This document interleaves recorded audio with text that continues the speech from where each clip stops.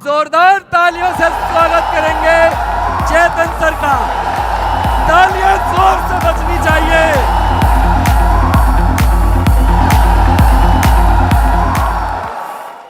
आपके अभिनंदन के लिए धन्यवाद। Thank you very much.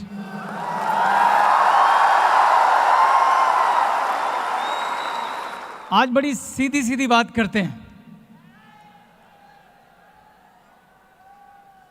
कोई घुमा फिरा के नहीं, बिल्कुल सीधी बात।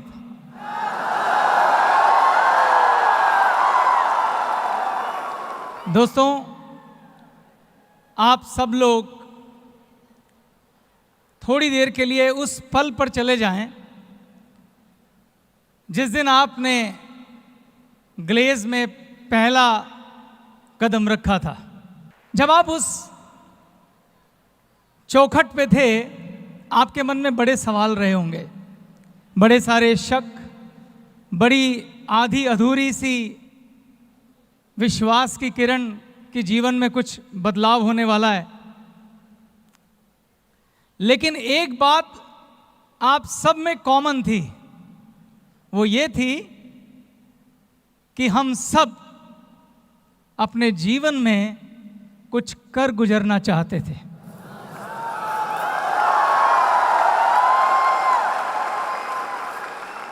एक बात हम सब में कॉमन थी कि हम जीवन में एक बदलाव चाहते थे, हम लड़ना चाहते थे और अपने जीवन को एक नया आयाम देना चाहते थे। आप ऐसा चाहते थे और आप सबकी यहाँ जो मौजूदगी है वो इस बात का सबूत है कि आप जीवन में ऊंचा उठना चाहते थे। ठीक है? तो मैं यहाँ आज भविष्य के विजेताओं से बात कर रहा हूं।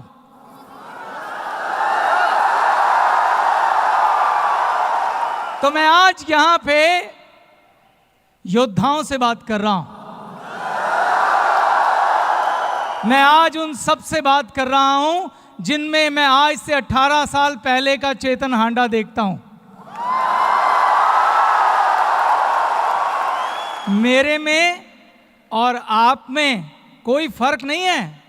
आज से 18 साल पहले मैं एक ऐसे परिवार से संबंध रखता था जहां 7 लोग एक ही कमरे के मकान में किराए पे रहते थे। दोस्तों, मेरा उस समय का एक छोटा सा ख्वाब होता था कि मुझे स्कूटर चाहिए, साइकिल पे घूमता था। लेकिन मैंने भी ऐसे ही आप ही की तरह ऐसे ही किसी मंदिर की चौखट पे पहली बार कदम रखा था। तो इसीलिए मैं आज आपको इस सफलता का राज बताना चाहता हूं। क्या आप सुनना चाहते हैं? क्या आप 18 साल बाद मुझसे भी 18 गुना आगे जाना चाहते हैं? तो आज हम सिर्फ सीधी बात करेंगे। दोस्तों, कुछ बातें मैंने कितनी भी बार कही हों, वो बड़ी सच्ची हैं, वो बड़ी गहरी हैं, वो बड़ी आर्थिक हैं। इसलिए मैं कुछ बातें आज रिपीट करूंगा, ये जानते हुए कि इस स्टेडियम में बहुत सारे ऐसे लोग हैं, बहुत सारे मेरे साथी डिस्ट्रीब्यूटर हैं जिन्हें उन बातों को जानना चाहिए। आज मैं आपसे वो बातें कहूंगा जो आज से कभी 15-16 साल पहले मैंने कही थी, क्योंकि वो आज भी उतनी यथार्थ और सच्ची हैं जितनी 16 साल पहले थी, क्योंकि उन्हीं बातों ने आज मुझे यहां पहुंचाया है। शुरू करें? हम सब कामयाब होना चाहते हैं, हम सब खूब सारा पैसा कमाना चाहते हैं। तो आपकी कामयाबी की जो पहली सीढ़ी है दोस्तों, वो है आपकी सोच।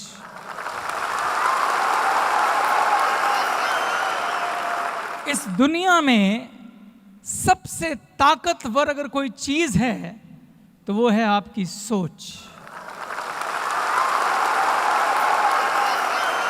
सोच से ज्यादा ताकतवर कुछ भी नहीं। अगर आप कामयाब होना चाहते हैं तो सबसे पहले आपको अपनी सोच पे काम करना पड़ेगा। इस दुनिया में अगर कोई भी घटना घटती है तो सबसे पहले वो आपकी सोच में घटती है। ऐसा कुछ घटित हो नहीं सकता जो पहले सोच में ना घटा हो, और जो चीज सोच में नहीं घटती है और अगर वो घटित हो जाए तो उसे एक्सीडेंट कहते हैं। और हमारे जीवन में एक्सीडेंट बहुत ज्यादा नहीं होते, हमारे जीवन में वो होता है जो हमने सोचा होता है। ताजमहल सबसे पहले कहां बना था? किसी की सोच में। अगर आपको शादी करनी है तो पहले वो आपकी सोच में घटित होगी, बाद में वो वास्तविकता पे उतरेगी। तो पहला कदम सोच है। मैं इस शब्द पे इतना जोर क्यों दे रहा हूं? इस दुनिया में जितने भी कामयाब लोग हैं उनमें से 90% लोग मेरी तरह, आपकी तरह जमीन से उठ के आए हैं। सिर्फ 10% लोग रॉयल फैमिली से बिलोंग करते हैं।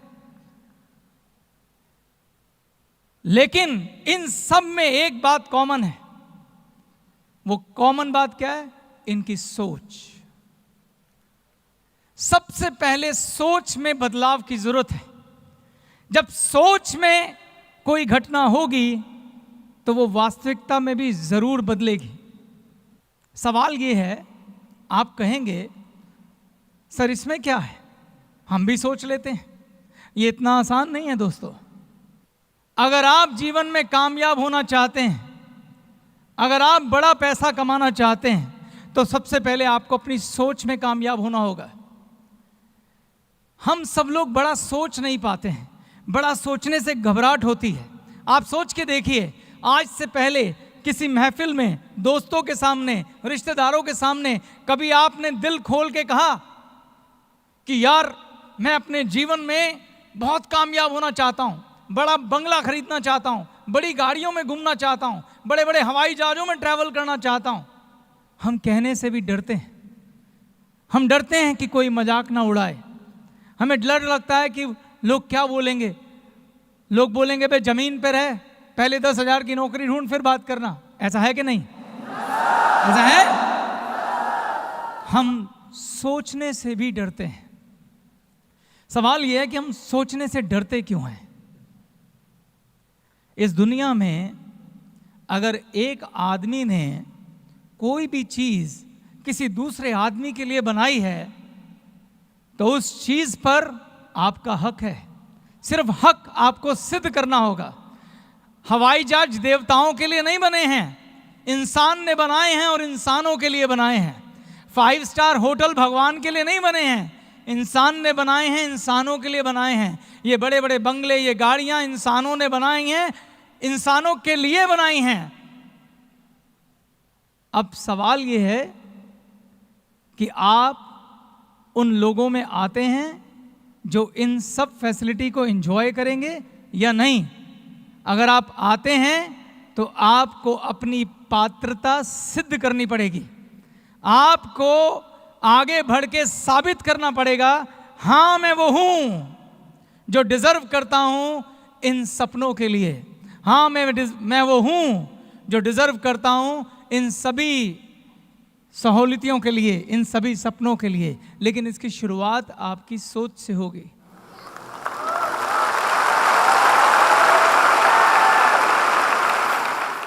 हमारी सोच हमारी परवरिश से जुड़ी हुई है दोस्तों।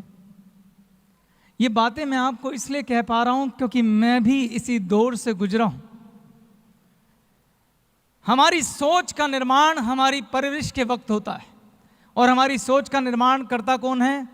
हमारे माता पिता, हमारे स्कूल के अध्यापक, हमारे टीचर्स, हमारे दोस्त, वो दोस्त जिनके साथ हम खेलते हैं। जब हम छोटे से बड़े हो रहे होते हैं तो हमारे स्कूल के टीचर, हमारे माँ बाप, हमारे रिश्तेदार, हमारे दोस्त हमेशा क्या कहते हैं कि बेटा अगर जीवन में कामयाब होना है तो क्या करना होगा? बेटा पढ़ो, बेटा लिखो, और जब पढ़ लिख के बड़े हो जाओगे तो तुम्हें एक अच्छी नौकरी मिलेगी। बचपन से लेके बड़े होने तक हमने खूब मेहनत की, क्योंकि हमें हमारी सोच में बार बार ये बोला गया कि पढ़ो लिखो मेहनत करो ताकि तुम एक अच्छी नौकरी कर सको। इस सोच में हमें नौकरी के लिए प्रोग्राम किया गया। हमें बोला गया कि आपको सिर्फ इतने पैसे कमाने हैं कि आप अपनी आजीविका चला सको। हमें कंजर्वेटिव सोच दी गई। और अगर हमने कभी किसी को बोला भी कि यार मैं तो लाइफ में कुछ बड़ा करना चाहता हूं, बड़ी गाड़ी बड़ा बिजनेस, तो लोगों ने हमारा क्या किया? मजाक उड़ाया। लोगों ने क्या बोला? ज्यादा ऊपर मत उड़, जमीन पे रह। ऐसा हुआ कि नहीं हुआ? इसलिए हमें बड़ा सोचने से भी डर लगता है दोस्तों। और सोच कितनी ताकतवर होती है, मैं आपको एक एग्जाम्पल देता हूं। अगर आप किसी डायरी में जाएं, दूध की डायरी होती है ना, जहां भैंसें बांधी जाती हैं। जब भैंस का बच्चा छोटा होता है, उसे छोटे होते एक रस्सी से बांध दिया जाता है खूंटे पर, और उसके आगे एक चारे का टोकरा रख दिया जाता है। वो छोटा बच्चा बहुत कोशिश करता है उस रस्सी को तोड़ने की, मगर वो रस्सी मजबूत होती है, वो तोड़ नहीं पाता। उसकी सोच में ये डाला जाता है कि तुझे इस खूंटे से बंधे रहना है और ये चारा खाना है। और धीरे धीरे वो बच्चा जब बड़ा होता है तो वो रस्सी एक्चुअल में उसके गले में नहीं बनती है, वो उसके दिमाग पे बांधी जाती है। वो छोटा बच्चा उस रस्सी में बंधा बंधा बड़ा हो जाता है। छोटे होते उसने जो प्रयास किया था, बड़े होते वो प्रयास करना भी बंद कर देता है। और जब वो भैंसा बन जाता है, जब उसके अंदर असीम शक्ति होती है, इतनी शक्ति कि वो खूंटा उखाड़ के कहीं भी फेंक दे, वो कभी कोशिश भी नहीं करता है। वो पूरी जिंदगी उस खूंटे पे बंद कर उस चारे को खाता रहता है। पूरी जिंदगी एक छोटी सी डंडी से डरता हुआ अपने मालिक के सहारे घास चरने जाता है, वापस आता है और फिर से उस रस्सी से बंध जाता है। जो भी व्यक्ति भैंस की डायरी चलाता है, मैं उससे ये प्रश्न पूछता हूं, क्या उसमें हिम्मत है कि किसी जंगली भैंसे को बांध के दिखाए? जंगली भैंसे को बांधा नहीं जा सकता। क्यों? क्योंकि वो अपनी सोच में आजाद है दोस्तों। वो अपनी सोच में आजाद है। सोच कितनी ताकतवर चीज है कि दुनिया का सबसे शक्तिशाली जानवर के साथ ये तय करना हो कि वो जंगल में रहेगा या सर्कस में, तो सिर्फ उसकी सोच बांध दो। शेर की सोच बांध दो तो वो सर्कस का शेर हो जाएगा। शेर की सोच आजाद कर दो तो वो जंगल का राजा बन जाएगा।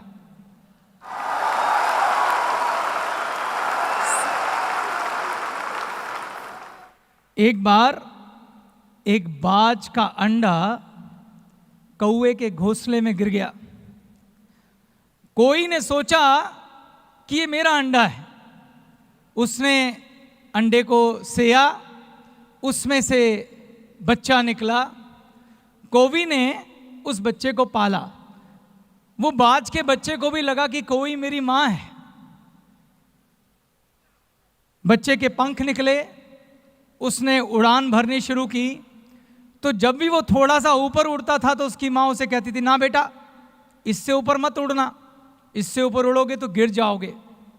वो बाज का बच्चा, क्योंकि कौवे तो नीचे उड़ते हैं ना, वो बाज का बच्चा अपनी सोच में ऐसा गुलाम हुआ कि पूरी जिंदगी उस कुएं की ऊंचाई पर ही उड़ता रहा। हम सब लोग यकीन मानिए दोस्तों, वही बाज के बच्चे हैं।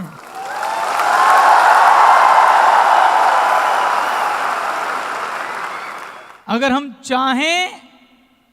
हम चाहें और चाहने के लिए क्या करना होगा? अपनी सोच में आजादी चाहिए पहले, तो हम आकाश में उड़ सकते हैं। जो परवरिश में हमें सोच मिली है, सबसे पहले उसे तोड़ना होगा। सबसे पहले यह विश्वास करना होगा कि हम बाज हैं, कोई नहीं।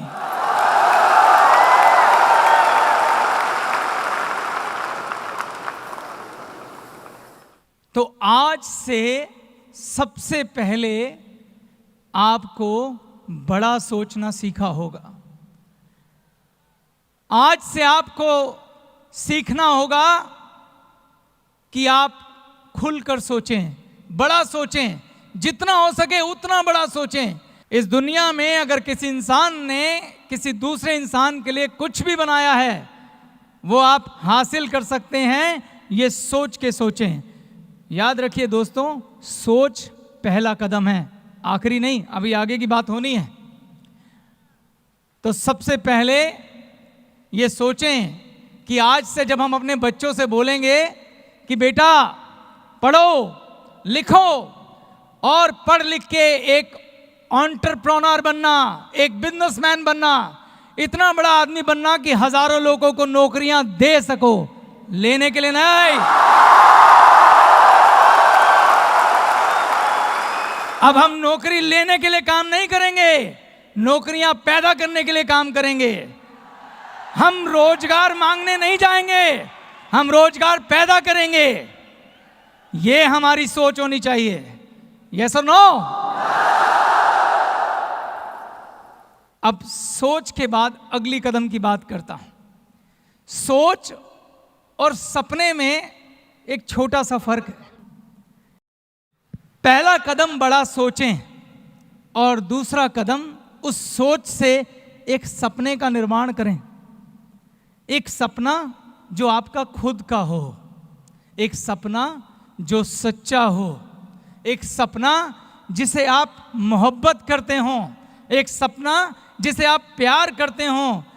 और जब आप किसी से प्यार करते हैं ना दोस्तों, तो उसको पूरा करने के लिए या उसे पाने के लिए आप पूरी कायनात से लड़ जाते हैं। ये बात जानते हैं ना आप?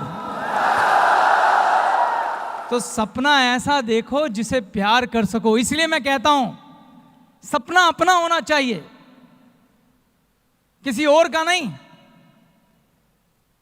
जैसे आप अगर किसी लड़की से प्यार करते हैं, उसको सच्चे दिल से अगर मोहब्बत करते हैं, तो उसे पाने के लिए क्या करेंगे? कुछ भी करेंगे। यस और नो? पूरी दुनिया से लड़ जाएंगे। यस और नो? इसी प्रकार से अगर आप अपने सपने से प्यार करते हैं, तो आप उसे पूरा करने के लिए पूरी दुनिया से लड़ जाएंगे, दिन रात मेहनत करेंगे, पूरी ईमानदारी से अपना सब कुछ उसमें लगाएंगे। और यकीन मानो दोस्तों, अगर आपको अपने सपने पे विश्वास है, अगर सच्चा प्यार है, तो आपको यहां लाने से खुदा भी नहीं रोक सकता।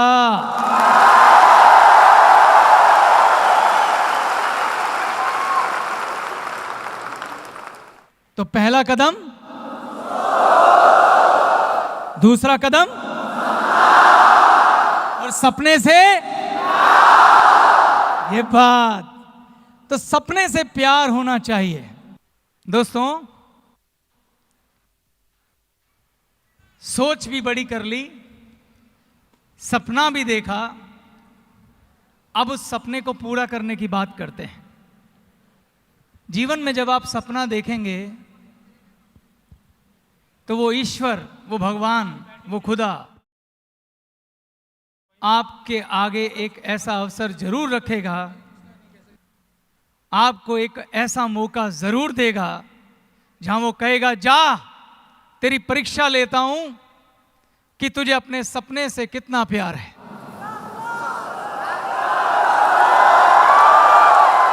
जा, खड़ा हो, लड़ और अपनी मंजिल हासिल कर।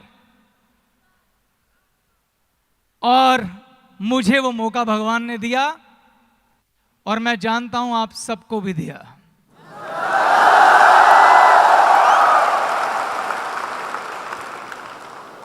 अठारह साल पहले मैं भी आप ही की तरह ऐसे कहीं बैठा था, जब मुझे भगवान ने मौका दिया। मैंने भी अपनी सोच के पैरामीटर तोड़े थे। मुझ में आप में कोई फर्क नहीं है। मुझे भी वही दोस्त, वो लोग, वो रिश्तेदार, वो माँ बाप मिले थे जिन्होंने मुझे सोच दी थी। लेकिन हमने उस दिन ऐसे ही किसी गुरुजन के मुंह से कुछ सुना था और उसी दिन अपनी सारे पैरामीटर को तोड़ दिया था। मैंने आपसे कहा था कि दुनिया में जितने भी कामयाब लोग हैं उनमें से 90% लोग वो हैं जो हम जैसे लोग हैं, जो आप जैसे लोग हैं, जो नीचे से उठ के ऊपर आए हैं।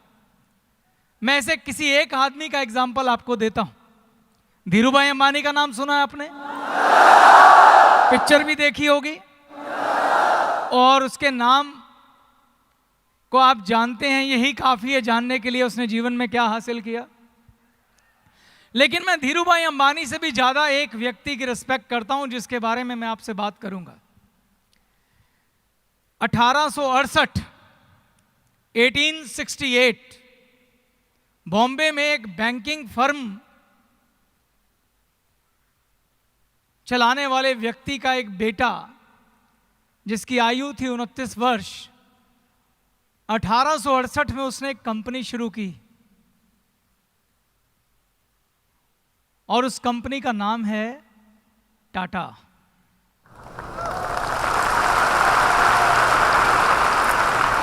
और उस 29 साल के युवक का नाम था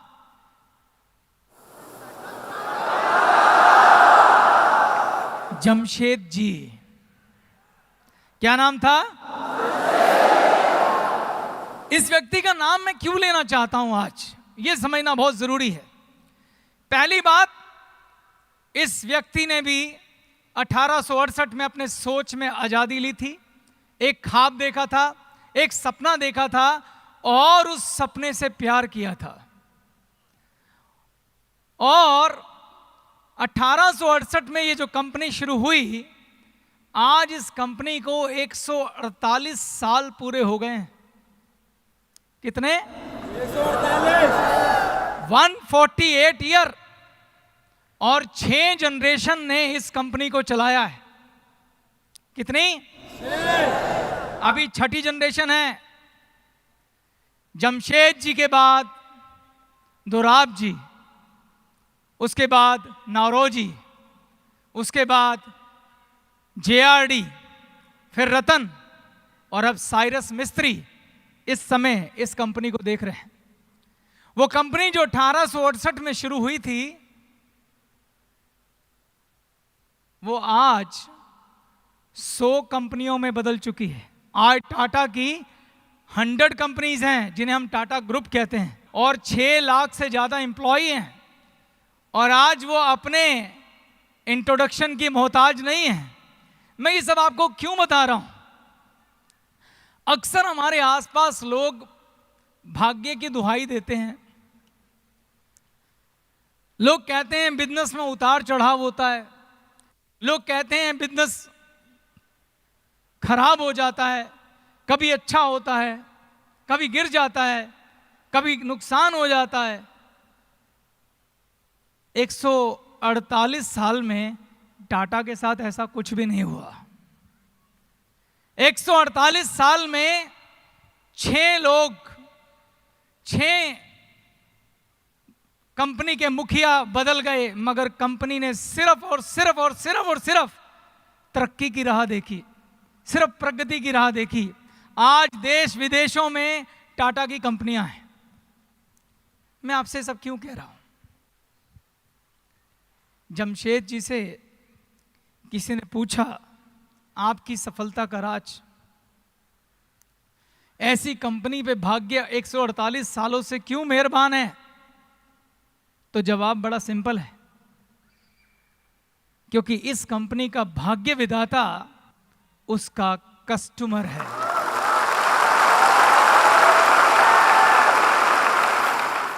जिस कंपनी का भाग्य विधाता का कस्टमर है के भाग्य को कभी आंच नहीं आ सकती। दोस्तों,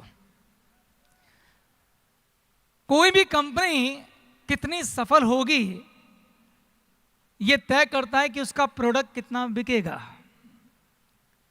अगर कंपनी कोई बोले ये कंपनी का डाउनफॉल शुरू हो गया, तो मतलब एक ही है कि उसका प्रोडक्ट नहीं बिक रहा है। यस और नो?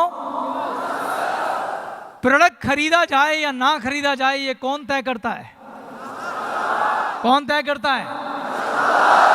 तो जिस कंपनी का भाग्य विधाता उसका कस्टमर है, जिस कंपनी के सोच में उसका कस्टमर उसका भाग्य विधाता है, उसका कस्टमर उसका भगवान है, उसका कस्टमर सर्वोपरि है, वो कंपनी का भाग्य कभी खराब हो ही नहीं सकता। मैं इस स्टेज के माध्यम से जो आपको कहने जा रहा हूं, अगर आप सब लोग आज यहां बैठे हैं, अपनी सोच में ये तय करते हैं कि हमें ग्लेस को वैसी ही कंपनी बनाना है जैसे टाटा ग्रुप है, क्या हमें बनाना है? क्या हम भी ऐसा ख्वाब देख सकते हैं कि हमारी आने वाली 6 जनरेशन, 6 नहीं आगे तक, इस कंपनी का भाग्य उदय रहे और हम अपने बच्चों को एक काम दे के जा सके? क्या हम ये चाहते हैं? अगर हम ये चाहते हैं तो हमें अपना भाग्य विधाता कस्टमर को बनाना होगा। किसे बनाना होगा? अगर हम कहते हैं कि हमें कस्टमर को भाग्य विधाता बनाना है तो उसे बनाया कैसे जाता है, पहले वो समझने की आवश्यकता है। कैसे बनाते हैं कस्टमर को भाग्य विधाता? अगर हम किसी को खुश करना चाहते हैं तो क्या करना चाहिए? अगर आप अपनी गर्लफ्रेंड को खुश करना चाहते हैं तो आप उसे तोहफा देंगे अपनी पसंद का कि उसकी पसंद का? उसकी पसंद का।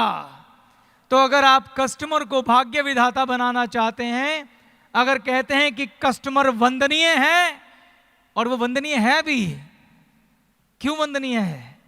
जब एक कस्टमर प्रोडक्ट खरीदता है, उससे जो पैसा पैदा होता है उससे मेरे सपने पूरे होते हैं। वो सपना जिसे मैंने प्यार किया है, अगर आपको आपके प्यार से कोई मिला दे, अगर आपको कोई आपके प्यार से मिलन करा दे तो वो पूजनीय है कि नहीं? तो अगर आप अपने सपने से प्यार करते हैं तो आपके सपने से आपकी मुलाकात आपका कस्टमर कराएगा। इसलिए ये जरूरी है कि आप समझें कि कस्टमर कैसे खुश होगा, और कस्टमर कैसे खुश होगा ये कौन बताएगा? कौन बताएगा? कस्टमर ही बताएगा। तो मैं आपसे कहता हूं कि आज के इस युग में कस्टमर सेंट्रिक है। जब आप किसी कस्टमर को प्रोडक्ट बेचने जाते हैं, जब आप किसी कस्टमर के पास प्रोडक्ट लेके जाते हैं, तो आप उसे वो प्रोडक्ट मत बेचिए जो आप बेचना चाहते हैं। आप ये जानने का प्रयास करिए कि उसकी जरूरत क्या है, वो क्या खरीदना चाहता है, और उसके मुताबिक उसे प्रोडक्ट दीजिए। आप उसकी दिल से, श्रद्धा से रिस्पेक्ट कीजिए, उसे झूठ मत बोलिए, उसे फरेब मत करिए। अगर आप उसे झूठ बोल रहे हैं, उसके साथ फरेब कर रहे हैं, आप उसे गलत बात कर रहे हैं, बात बढ़ा चढ़ा के बोल रहे हैं, आप चीटिंग कर रहे हैं, सॉरी दोस्तों, जितनी मर्जी बड़ी सोच कर लो, जब सपनों से प्यार नहीं, कस्टमर के लिए रिस्पेक्ट नहीं, भाग्य विधाता के लिए इज्जत नहीं, तो आपके सपने पूरे नहीं हो सकते। आपके सपने पूरे नहीं हो सकते। कस्टमर ही आपको बताएगा कि मुझे क्या चाहिए। उसके साथ ईमानदारी, सच्चाई के साथ पेश आए। मैं आपको सफलता के कुछ सूत्र बताता हूं। सबसे पहले जो भी कोई डिस्ट्रीब्यूटर आता है, जो भी डिस्ट्रीब्यूटर है, उसे सबसे पहले अपनी ट्रेनिंग पूरी करनी चाहिए। 7-8 दिन लगा के, 10 दिन लगा के पूरा ज्ञान प्राप्त करना चाहिए, पूरी ट्रेनिंग लेनी चाहिए। हर प्रोडक्ट की ट्रेनिंग लेनी चाहिए। किस प्रोडक्ट के अंदर क्या है, इसे प्रयोग करने की विधि क्या है, इसके फायदे क्या हैं। दूसरे नंबर पे इन सभी प्रोडक्ट को इस्तेमाल खुद करके देखना चाहिए। आप बता सकते हैं मैं ऐसा क्यों कह रहा हूं कि हमें खुद इस्तेमाल करके देखना चाहिए? ताकि जब आप किसी कस्टमर को जाके किसी प्रोडक्ट की तारीफ करें तो झूठी नहीं करें, यहां से दिल से निकलनी चाहिए सच्ची तारीफ।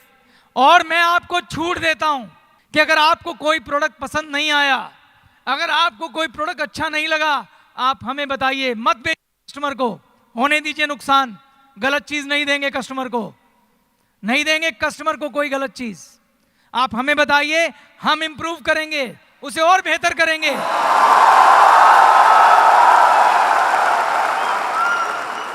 उसे और बेहतर बनाएंगे। यहां आपको इतनी टीम से मिलाया, एक फैमिली है हमारे वेंडर, हम उनकी जान खाएंगे, बेटर बना के दो।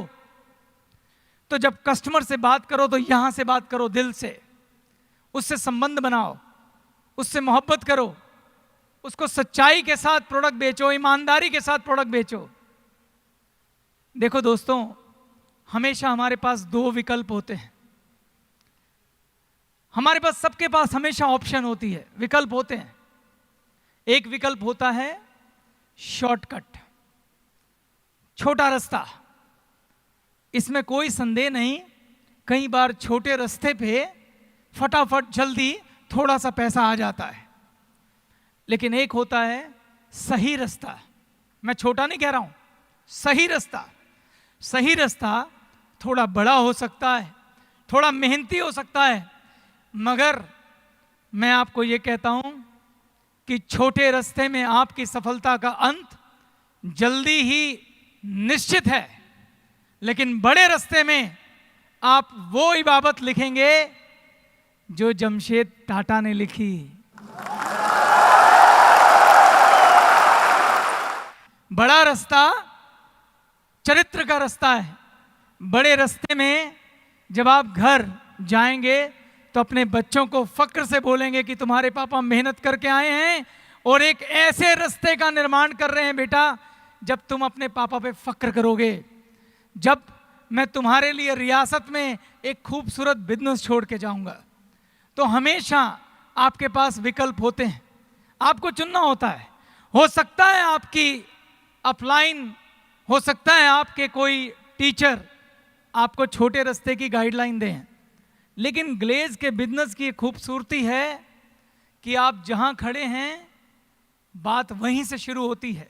आपके पास हमेशा चुनाव होता है। ठीक है, मेरी अपलाइन गलत चली होगी, लेकिन मैं ठीक चलूंगा, क्योंकि आपके पास अच्छे गुरुजन भी हैं, अच्छे टीचर भी हैं, अच्छा रास्ता बताने वाले भी हैं। आप उनको फॉलो करो, अपनी अंतरात्मा को सुनो, सही रास्ते पे चलो और जमशेद टाटा का रास्ता लो। ऐसा रास्ता लो कि तुम युग की इबादत लिख सको। ऐसा रास्ता नहीं जो तंग गलियों से निकलता हुआ अंधेरे में जाता हो। दोस्तों, अगर आप से मैं एक सवाल पूछूं, अपने मन में जवाब सोचना। क्या आप किसी ऐसे व्यक्ति को जानते हैं जिसकी आप बड़ी इज्जत करते हो? अपने मोहल्ले में, अपने गांव में, अपनी रिश्तेदारी में? क्या आप जानते हैं? क्या आप ऐसे किसी दुकानदार को जानते हैं जहां आप हमेशा सामान खरीदने जाना चाहते हो? क्या आप जानते हैं? हर एक के पास कोई ना कोई वो दुकानदार होगा। अब मेरा एक और सवाल, आप सिर्फ उसी दुकानदार के पास क्यों जाते हैं? ऐसा क्या करता है वो दुकानदार कि आप उसकी इज्जत करते हैं और आप सिर्फ उसी से सामान लेने जाते हैं, दूसरे के पास नहीं जाते? ध्यान से सोचिएगा दोस्तों, वो वही दुकानदार है जिसने अपने कस्टमर को भाग्य विधाता कहा है।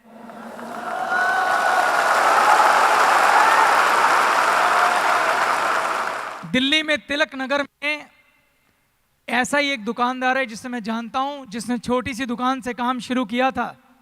आज उसके यहां 40 सेल्समैन हैं, बिजली की दुकान है। और उसकी खूबसूरती क्या है?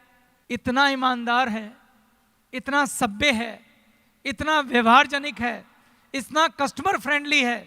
अगर आप उसके पास एक छोटे बच्चे को भी सामान खरीदने भेज देंगे तो वो कभी धोखा खा के नहीं आएगा, कभी नकली चीज नहीं बेचेगा। और तो और, अगर आप सामान वापस करने जाएंगे, 1 मिनट से पहले पैसे वापस करके सामान रख लेगा। जब ऐसे व्यक्ति के पास हम जाते हैं तो हम जब उसको पैसे देते हैं, वो हमें प्रोडक्ट देता है, तो हम जानते हैं उनको पैसे के साथ साथ क्या दे के आते हैं।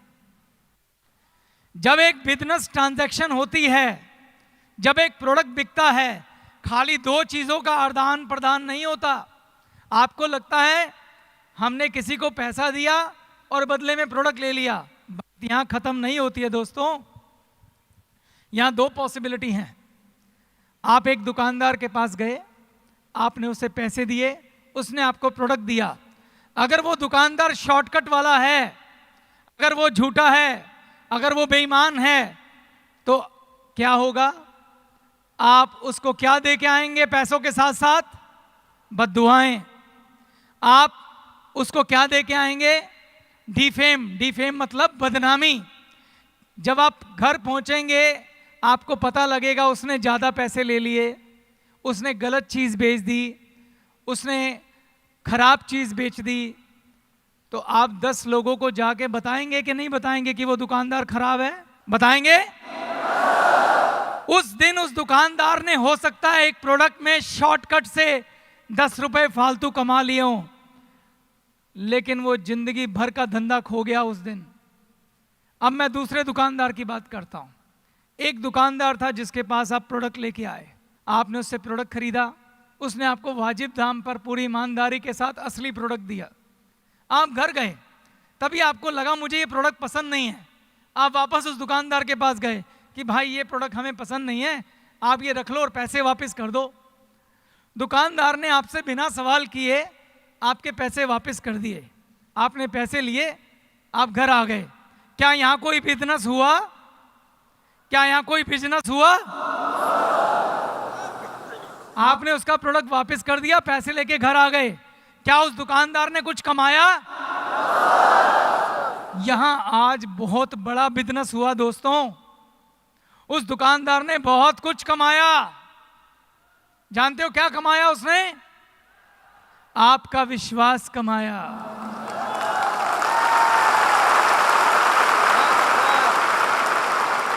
उसने आपको अपना भाग्य विधाता बनाया।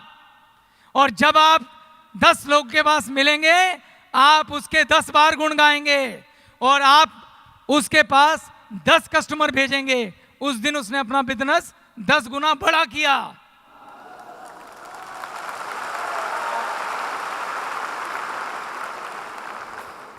तो जमशेद टाटा बनो दोस्तों, ईमानदारी का जीवन जियो। आज अपने हाथ में रख के मेरे साथ कसम खाओ। खाओगे? खाओगे? तो अपनी सीटों पे खड़े हो जाओ। सब लोग खड़े हो जाओ मेरे साथ। और आज अपने दिल पे हाथ रख के कसम खाओ, जिससे भी आप प्यार करते हैं, जिसकी भी आप इज्जत करते हैं, जिस भगवान को आप मानते हैं, अल्लाह को मानते हैं, खुदा को मानते हैं, रब को मानते हैं, वाहिगुरु को मानते हैं, जीसस को मानते हैं, उसकी कसम खाओ। और अगर आज तुमने ये सच्चे दिल से कसम खा ली, तो मैं आपको खून से लिख के देने को तैयार हूं कि आपको कामयाब होने से खुदा भी नहीं रोकेगा।